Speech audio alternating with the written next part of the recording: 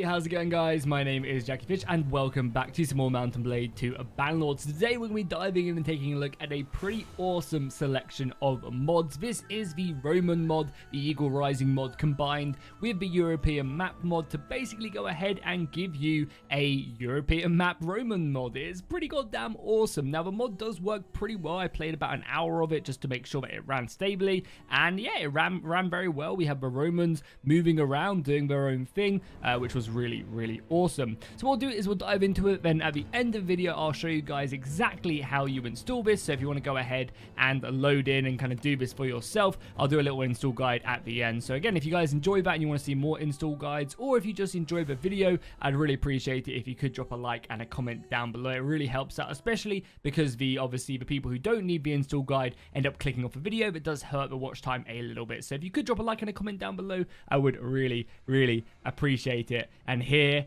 it is. My god, isn't she beautiful? So we have the European map that stretches just before the lands of Greece, really. So you don't quite have like the Macedonians and stuff out there, but no need to worry whatsoever. And this actually works really well because the Egeale Rising mod does just replace the factions.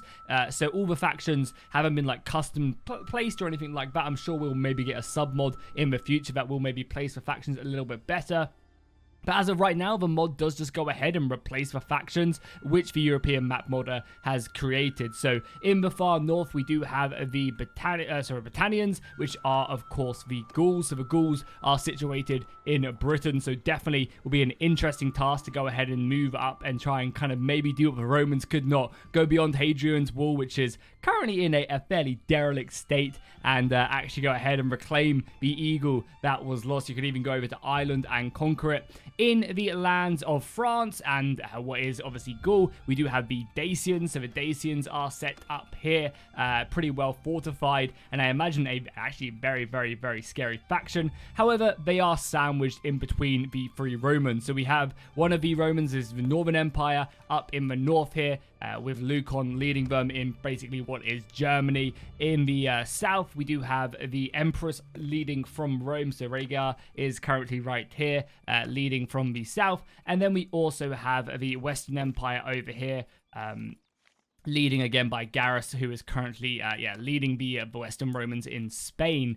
And then in the south, we do have the Azurai, which, of course, I'm not playing with the current most recent Patreon build for Egeale Rising. So right now, the Azurai are currently just Azurai, but in the newest Patreon build, which they're currently still testing, we do have the Carthaginians. So the Carthaginians will replace all of the Azurai soldiers and lands, so you can have a proper Punic war. And I believe that update is getting closer and closer to being released as well, which is super exciting. But yeah, so you'll have Carthage down there, and then finally you have the Scythians, aka the Sake, in this over here into the east, which will be, you know, roaming around, causing some pretty big issues, and kind of being quite, I guess, reminiscent of the actual destruction of Rome, because you're having a horse tribe out here moving in, kind of just taking land from the empire will be very scary indeed. And then obviously up in the north, we do have the forces of just the Sturgians. The Sturgians haven't been replaced quite yet, and again, I believe in the next update they will have some Germanian units up here. Germania is planned to replace the Sturgians, and again, that'll be pretty exciting. As well as that as well, I believe in the next update for Egeale Rising, a lot of the faction placements are all going to be changed, which would obviously directly affect this, as depending on where the factions are placed. I'm sure that will completely change things up depending on what settlements they have. So many more of the tribes and Romans will be split into different factions, which could create a really dynamic faction, that is for sure. But yeah, it's really easy. You can just obviously go around. Oh my god, there's a lot of looters here. You can go around and just recruit soldiers at will. I have noticed actually that a lot of the units are actually kind of pretty upgraded. There's a lot of tier 3s. I mean, I guess there's some tier 1s here as well, the auxiliaries, but the Romans themselves start off at a pretty decent tier. If you go around to any of these settlements, you can see, yeah, a lot of the elite units set up right here, and you've got some of the super high tiers as well. So yeah, you're gonna be able to muster legions in Rome pretty goddamn quickly. You definitely can, and this is gonna definitely create for an exciting battle, because there's several ways over as well. So you can really create your own Roman Empire from these settlements. Obviously, if you go across, you can see the boat moving across, even though you are just underwater, and there are sea lanes. So you can definitely set up a little fortress empire on Corsica and Sardinia down here, take these lands, and there's only one way in, right? So you can really set up your settlement and kind of hold the bridges and push the enemy back, which will be super exciting. The same thing for when you're fighting Carthage as well. This will be Carthage if you have the Patreon build, and when you move across, you'll be moving over here, and Carthage will be relying itself right here, and you'll be able to kind of funnel them in and have some pretty exciting wars. Same over in Spain as well. Spain is actually a very nice fortress city because you have like sort of fortress places, because you have like these really cool settlements up here, and then even just to get into Spain, like the Pyrenees are causing you some pretty big mayhem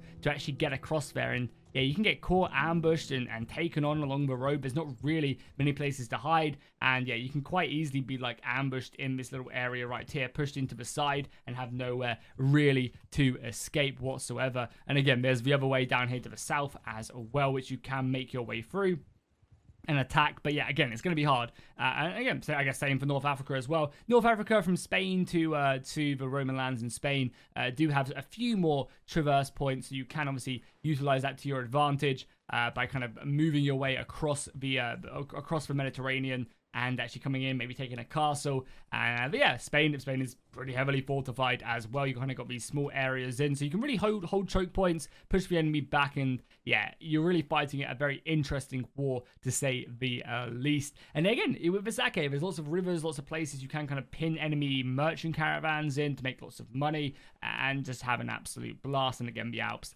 You try to go through the Alps, not even the great Hannibal Barca would attempt something like that. There's a lot of settlements in the Alps which you can obviously utilize. So that's going to be it, basically. A pretty short video for this little kind of just highlight video. I wanted to show people that this is possible because it is super awesome, and I'll definitely be covering this later on. That is for sure on the channel, so if you're looking forward to that, make sure you subscribe. And you can add some more mods. As long as there's no mods that like affect the map, you can generally add in many. I've tried this with Carrier Faction Enhanced as well, and that generally works with no issues whatsoever. So as long as the mod you're playing with doesn't change the actual map itself, it should be for the most part pretty safe and yeah, capable to being used. So we could definitely do a fun Life of a Legionary Part 2, Season 2, where we play on this map. Could definitely be something interesting to do. So what we'll do now is we'll dive into the install guide. You guys can obviously get a few tips on just exactly how to install this so you don't run into any issues. And yeah. Okay, so let's go ahead and do this now. I'll show you guys exactly how you install both of these mods. It is super simple and really easy to do. So the first thing you're going to want to go ahead and do is make sure that you are on version 1.7.1. And to do this, all you have to do is click on properties, go down to betas, click on the betas and find version 1.7.1. Afterwards, if you want to go ahead and revert back to the live patch, it's really easy to do. Just go ahead and click none and it will update your game to whatever the live patch is. Basically, what this will do is it will revert your game back to a version which is, I think, a lot more stable at the moment. In future weeks, I'm sure updates will come in and you can kind of probably upgrade to 1.7.2. But for right now, I think this is the way to do it. But you can apply this for future versions. Just make sure you're downloading the right mods for the version of Bannerlord you are now on. Now that you've gone ahead and done that, you're going to want to go and download both Egeale Rising and also the Europe maps. I'll leave a link to both of these down below in the description. But if you are having a little bit of trouble, all you have to do is click on the files when you're on Egeale Rising and go and find the version that is for 1.7.1. Normally, to do that, all you have to do is go ahead and click on them, and then you'll bring down a drop-down menu that you can go ahead and find them. Super easy to do. Again, this one's right at the bottom, so this is version 1.7.0 and 1.7.1. And if you remember correctly, we went ahead and re-downloaded 1.7.1 for our Bannerlord. You're also going to want to go ahead and make sure you download Harmony as well, so just control-click on that and get the latest version of Harmony right here. Super easy to do. And then, yeah, just download both of these. You're going to want to go ahead and click download and then click slow download. You do need an account, but it is completely free, so no need to worry. Just make sure you click slow download. It's really not that slow. And of course, you're going to want to go ahead and do the same with the other Europe map right here. Make sure you download the 1.7.1 1.1 version of the mod itself. Again, you can download the 1.7.2 and also download the 1.7.2 for Egeale Rising as well if you want to. But as I said, the current version for this map is a little bit bugged, so you might run into some issues, but it's completely up to you. Okay, now that you have both of them mods installed, you're going to go ahead and put them into your Bannerlord folder. So to go ahead and find out exactly where you need to put them, just go ahead and right click on your Bannerlord in Steam again, go down to browse local files, that'll whip up with your Bannerlord folder, and then go to modules. And then really simple, all you have to go ahead and do is just drag and drop both of these files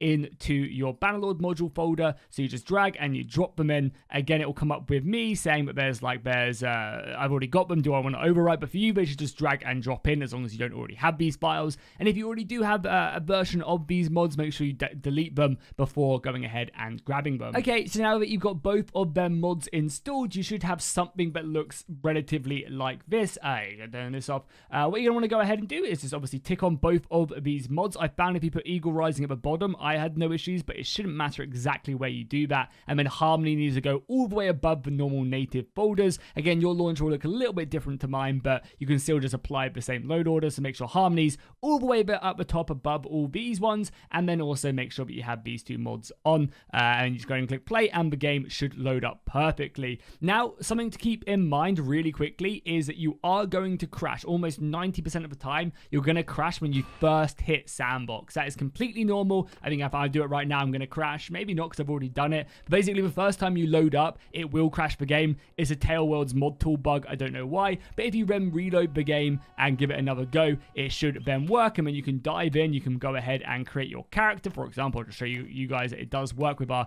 nice nude man. We'll pick some random stuff, and then we will dive in.